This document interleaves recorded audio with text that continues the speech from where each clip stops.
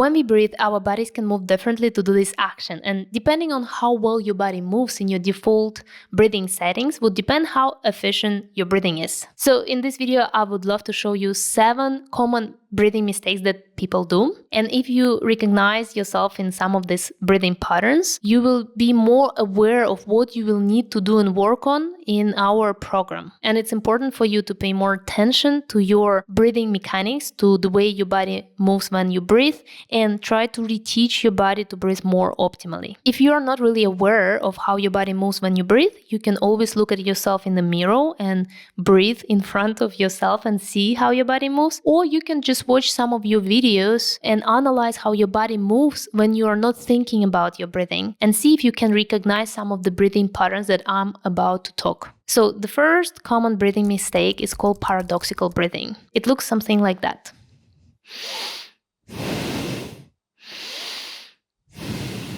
So what happens is that on the inhales, your chest is expanding and the belly kind of goes slightly inwards. On the exhales, your chest is deflating and the belly is pushed out. We call this breathing paradoxical because your main breathing muscle, the diaphragm, paradoxically moves in the opposite direction. In the ideal scenario, what we should see that on the inhales, your diaphragm is descending and your belly is slightly pushed out, and on the exhales, your diaphragm comes back to its initial place and the belly goes slightly inwards. But here we have the chest move, and because chest is expanding, the diaphragm is slightly pushed upwards on the inhales and the belly kind of goes slightly inwards, and on the exhales the opposite happens. This is a really common breathing pattern for anxious and stressed people. So basically what happens is that when you are stressed and anxious for a prolonged period of time, your main breathing muscle, the diaphragm, moves this way all the time, and it creates a lot of tension.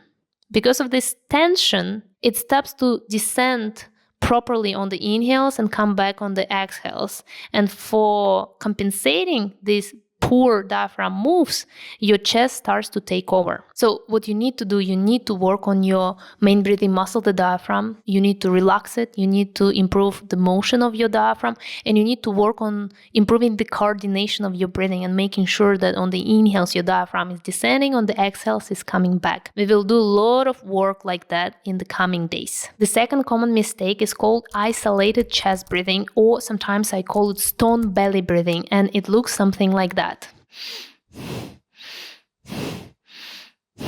Your belly almost doesn't move at all, but your chest moves a lot. Compared to the paradoxical breathing, you don't see anything in your belly, but the chest moves are kind of actually even faster because it's much harder for your chest to expand, but it still doesn't work to try to make you breathe. This breathing pattern is really common for people who often tense their bellies a lot, so maybe they would love to have a flat belly, so they make it tense, and then the diaphragm doesn't have a good space to descend on the inhales. Or for people who have digestion issues, or it could be also people who are anxious and stressed as well, and their bodies just develop a wrong breathing pattern because of this fast and shallow breathing all the time and brought their breathing really up to their chest. So for you, what you need to do, you need to work on the relaxation of your abdominal muscles. You need to work on your digestion. You need to make sure that you will do a proper work on your main breathing muscle, the diaphragm. You will ensure that it has a great motion when it moves and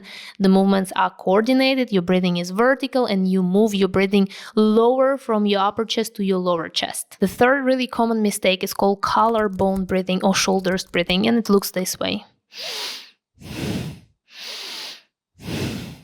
So what happens is that on the inhales, you can see obvious moves in your shoulders and your upper chest, and your shoulders on the inhales go up. On the exhales, relax and go down. This way of breathing is really common for people who have some respiratory issues such as COPD, asthma, sometimes also diabetes, and also common for anxious and stressed people. So basically what happened is that your accessory breathing muscles that are located in your neck and shoulders started to take over your breathing, and you create a lot of tension in this area when you breathe. It also could be common for people who have just bad body posture, and because you're working like that all the time and hunched over, your main breathing muscle, the diaphragm, is kind of squeezed, your chest is also squeezed, so the only place that can actually breathe is your upper body. So for you, you need to work on relaxation of your shoulders and making sure that your shoulders are not compensating for your breathing. And then again, working a lot on your main breathing muscle, the diaphragm, and just start to work on your body posture. Basically, all the wrong breathing patterns that we can see in this video would be related to a poor body posture. And by working on these patterns and your breathing efficiency, you will work on your body posture as well. Fourth common mistake, one of my favorite one. I call it belly isolated breathing, or also navel point breathing. Basically what happens is that when you breathe, it looks something like that.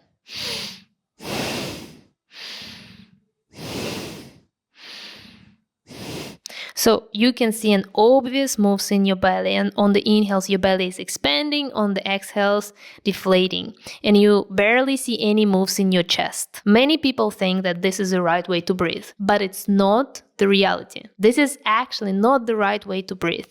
And many people who go let's say to yoga or any other classes and work with people who are not really professional in breathing, they just recommend them breathe with your belly, and that will help you to breathe effectively with your main breathing muscle, diaphragm. So they basically learn this wrong breathing pattern, and then they breathe like that all the time, and they think that they do it correctly, but they don't. What happens here is that it's not your main breathing muscle, the diaphragm, that moves properly. It's your abdominal muscles that are accessory muscles actually creates a lot of moves in your belly and kind of compensate your breathing, your optimal breathing. For you, you need to bring your breathing from your belly a little bit upper to your lower chest. Again, work a lot on your diaphragm motion and also work on your chest a lot. This breathing pattern, it also could be common for people who has a lot of tension in their chest, and they often kind of stay tensed in this area, so that they just breathe with the belly like that, because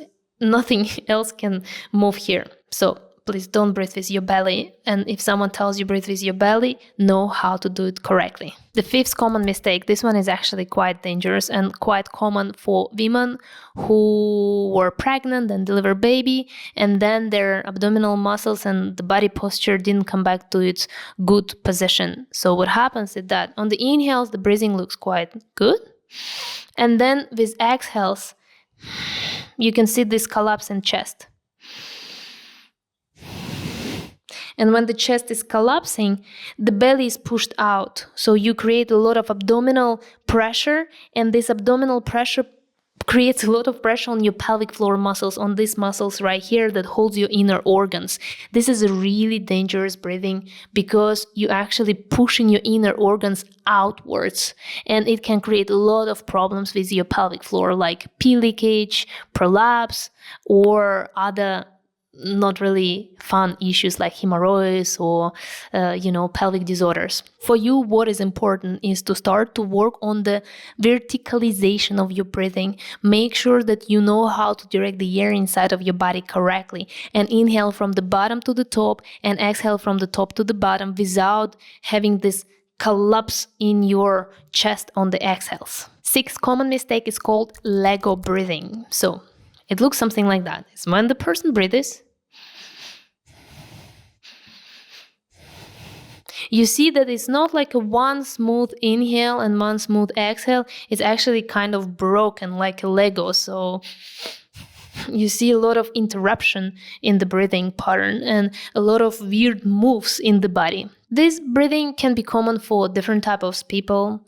It basically means that something is wrong in the breath control, and the person just doesn't know how to control his breathing muscles and how to feel his body good enough and just breathe smoothly without much effort. So for fixing this Lego breathing, you need to work a little bit more on understanding the breathing mechanics and working on directing the air inside of your body properly and smoothly, and then extending your inhales and exhales. And the seventh common mistake, it's called spine breathing. So basically what happens is that you see this moves in the spine of the person when he breathes.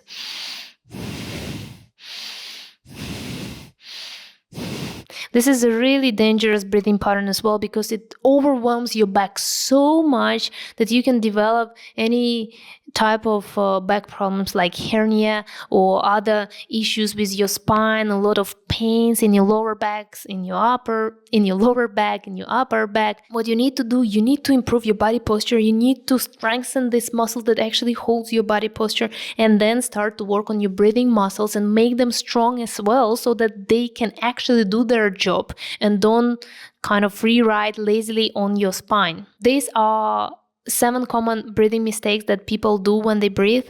I hope that you would be able to analyze well enough your breathing patterns and see what possibly could be wrong. Just try to be really attentive to yourself. You can also be attentive to people around you. It's quite interesting to look at others and see how they breathe, and then it can tell you a lot about your breathing as well. And in this program, I can assure you that we will work a lot on all these issues, and we will work a lot on our queen breathing muscle, the diaphragm. We will work a lot on how to direct the air inside of our bodies. We will work on our body posture. About the body posture, actually, let me just tell you a little note. Obviously, when we do breath work, we can't just do breathing exercises by changing the way we breathe. We also need to work a lot on our upper body to make sure that everything moves properly here and that we can breathe correctly. And then we do any other type of breathing patterns when we just simply change the way we breathe. But work with body posture is actually quite intense and advanced. So meaning that just breath work could be not enough for you to correct your body posture. Please try to consider to go to osteopath, maybe go to classical Pilates, where you work on the reformers and special equipment that helps you to correct your body posture and work out the muscles in the correct way to balance up your body and make it straighter.